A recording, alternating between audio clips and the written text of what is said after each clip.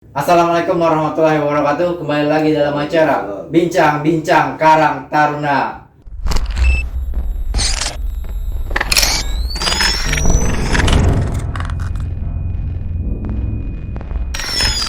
Di acara kali ini kami mengundang bapaknya Karang Taruna Karet Kuningan, yaitu Ketua MPKT Karang Taruna Karet Kuningan, Bapak Warjoko Esa. Assalamualaikum Pak Warjoko. Waalaikumsalam warahmatullahi wabarakatuh. Bagaimana Pak kabar hari ini Pak? Baik, Alhamdulillah baik Pak. Pak, ini kan Bapak kan sebagai Majelis Pertimbangan Karang Taruna nih Pak, ya kan? Nah Bapak kan dulu kan pernah muda lah Pak ya, sebelum jadi Tuhan kan Bapak lahir muda dulu nih Pak. pernah bayi. Oh pernah baik Pak. Nih Pak, kan masih di masa muda Bapak pernah nggak sih Pak menjalankan atau mengikuti sebuah organisasi Pak? Kalau organisasi ada yang ikut organisasi. Dari sekolah ikut OSIS. Dari sekolah ikut Dari OSIS. sekolah ikut OSIS. Lulus sekolah ikut LKMD. LKMD apaan tuh Pak? Ya. Nah, LKMD yang sekarang ini semacam FKDM, LMK. Dulu LKMD itu namanya itu Lembaga Ketahanan Masyarakat Desa, juga ada di tingkat kelurahan. Iya. Dan nasional juga, se-Indonesia juga itu. Cuma nggak dapat honor kalau dulu, nggak dapat OP. Kalau sekarang kan lembaga-lembaga dapat. Terus banyak tuh Pak organisasi-organisasi yang Bapak ikutin ya Pak. Nah yang kita tahu dalam biografi Bapak kan nih, Bapak mengikuti organisasi Granat tuh Pak. Granat tuh apa tuh? Bom apa tuh Pak? Ngerakit bom apa gimana tuh Pak? Kalau granat yang sebenarnya itu bom. Bom Pak. Tapi kalau Granat bom. granat yang saya ikuti itu kepanjangan dari Gerakan Rakyat Anti Narkotika dan Madat. Oh berarti dari zaman dulu narkotika udah ada tuh Pak ya? Sudah ada dari zaman Nabi pun ada sebetulnya. Dari zaman Nabi ya Pak? Namanya lain-lain. Berarti emang maraknya narkoba bukan hanya zaman sekarang doang berarti Pak ya? Dari zaman Bapak muda pun udah marak ya Pak narkoba, berarti banyak lah generasi-generasi muda yang memakai narkoba ya Pak? Ya yang pakai sih nggak banyak, tergantung wilayah, tergantung lingkungan, tergantung juga bagaimana penanganannya. Maka kenapa diadakan organisasi Granat waktu itu? Ya karena memang nggak ada yang khusus menangani masalah anak-anak yang kena narkoba segala macam. Berarti itu organisasi yang buat apa anak biar nggak jauh dari narkoba lah Pak ya? Ya di samping pendampingan juga kita ikut penanganan langsung juga, ada kewenangan penanganan langsung, menindak, bekerja sama dengan tim dari penegak hukum kepolisian. Kayak BNN gitu Pak, bekerja sama dengan BNN itu buat Dulu belum ada BNN. Oh dulu belum ada BNN ya Pak? Oh berarti dengan pihak polisian doang bekerja sama ya. Ini Pak dengan fakta-fakta juga nih Pak, Bapak pernah menjadi Dewan Kota tuh Pak. Ya. Ya kan? Nah, gimana tuh Pak perjalanan panjangnya Bapak bisa sampai menjadi Dewan Kota tuh Pak? Sebelum Dewan Kota, saya Dewan Kelurahan. Sebelum Dewan Kota, Dewan Kelurahan. Yang sekarang di Kelurahan namanya LMK, Lembaga Musyawarah Kelurahan. Nah dulu saya Ketua Dewan Kota, Dewan Kelurahan Karet Kuningan sini kebetulan. Angkatan pertama tahun 2000. Tahun 2000 tuh Pak ya? Nah setahun setengah di Dewan Kelurahan ikut tes pemilihan Dewan Kota. Jadi nggak, waktu belum habis di Dewan Kelurahan langsung naik ke Dewan Kota. Berarti jenjangnya cepat tuh Pak ya, dari Dewan Kelurahan langsung ke Dewan Kota. Cepat singgah setahun setengah. Setengah-setengah lumayan lah Pak. Nah dalam Dewan Kota itu tugasnya Dewan Kota tuh seperti apa sih Pak, maksudnya ada gak sih Pak tugas-tugas buat maksudnya dalam Dewan Kota tuh untuk menjalani atau apa kepemudaan, unsur pemudaan gitu, sosialisasi kepemudaan gitu? Kalau tugas Dewan Kota banyak, tupoksi Dewan Kota. Dulu ada di Perda 10 tentang Dewan Kota, itu tupoksinya banyak. Ya salah satunya masalah-masalah sosial. Masalah sosial kan termasuk masalah anak-anak muda dan lain sebagainya. Kita di Dewan Kota kan dibagi berbagai bidang. Kebetulan saya di bidang pemerintahan sama sosial. Jadi fungsi tugas Dewan Kota itu cukup luas. Kita juga punya kewenangan mengawasi kinerja Pemda tingkat kota sampai ke bawah. Kita juga punya hak bertanya, hak menyatakan pendapat untuk dalam acara rakor-rakor dengan para pejabat tingkat kota. Berarti emang. Nah tapi Pak dalam Dewan Kota itu ada gitu Pak sumbangsi untuk pemuda atau Karang Taruna Pak yang belum tercapai gitu Pak setelah Bapak menjadi Dewan Kota gitu Pak? Kalau sumbangsi Dewan Kota bukan sumbangsi ya, kita jalani kinerja yang sudah ada di tupoksi Dewan Kota yang namanya menampung aspirasi warga masyarakat, tua muda kita tampung.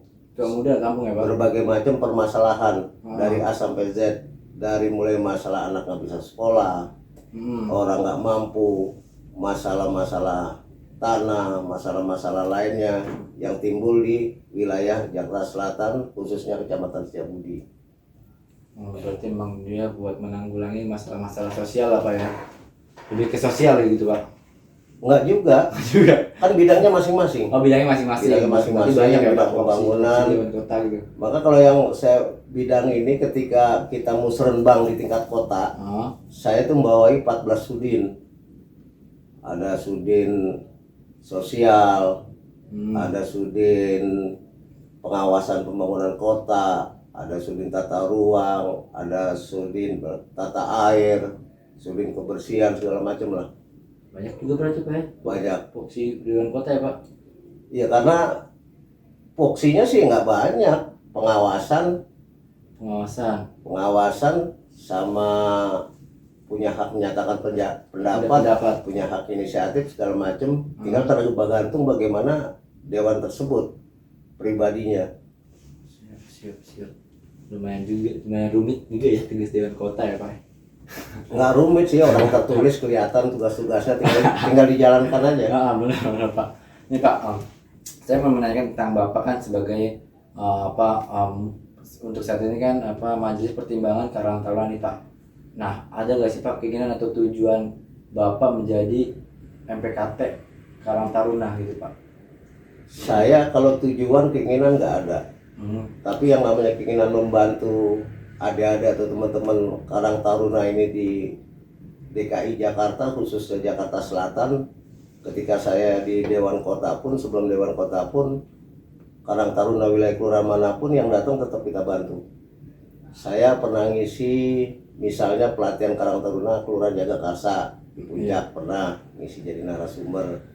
Ya, jadi kita sharing-sharing aja, tanya jawab aja. Tinggal bagaimana Karang Taruna di wilayah masing-masing untuk bisa aktif.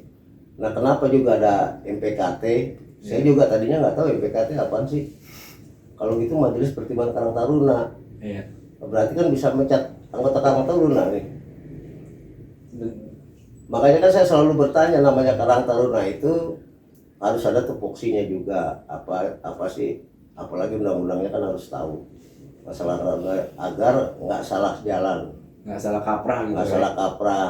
Kenapa juga ada majelis pertimbangan? Ya tentunya yang namanya majelis pertimbangan di berbagai macam organisasi tentunya untuk memberikan masukan-masukan kepada pengurus hariannya. Benar.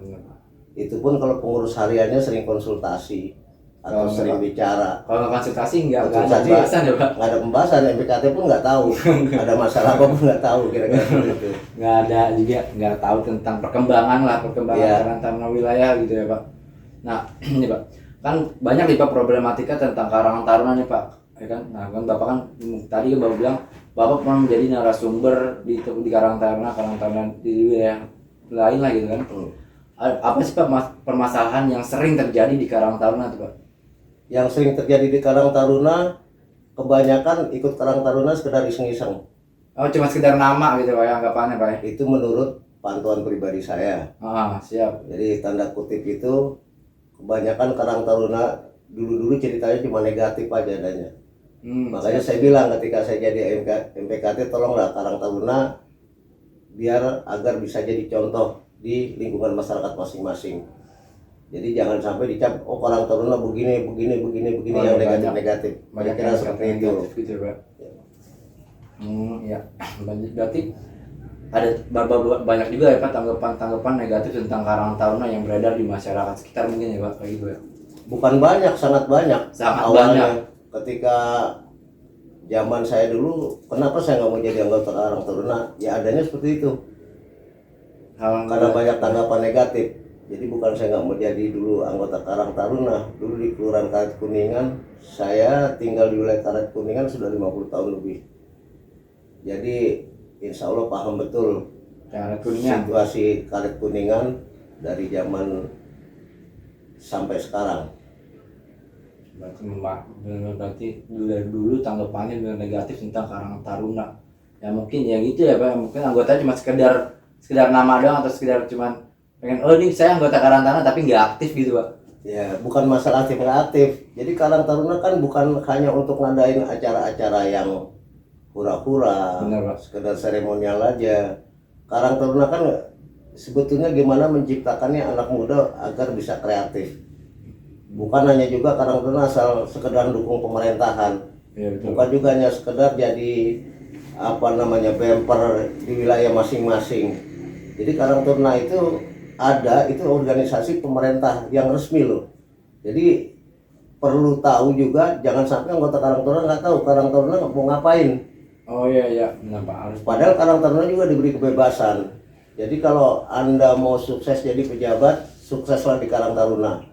Anda mau sukses jadi pengusaha, sukseslah dulu di Karang Taruna. Kira-kira seperti itu. berarti emang ini wadah awal untuk kesuksesan ya Pak, kemungkinan ya Pak.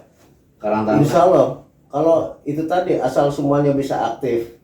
Misalnya kemarin sudah ada LDK segala macem. Jangan pulang LDK nggak ada kayak belum di LDK. Oh, Jadi nggak ada yang masuk sedikit pun hasil dari LDK tersebut. Padahal udah dilatih, udah di pengukuhan, tapi setelah dilatih udah gitu Pak ya. Iya. Nggak ada bukti nyata tentang latihan yang kemarin udah. Oh ya udah gitu aja gitu. Iya. Ya Karang Taruna itu juga kan masih banyak yang pelajar. Ya banyak ya Bapak mahasiswa, Terutama yang mahasiswa, yang siswa yang masih SMP, SMA akhir, SMA awal, Iya. dari kelas 10 sampai kelas 12 segala macam, terus yang mahasiswa.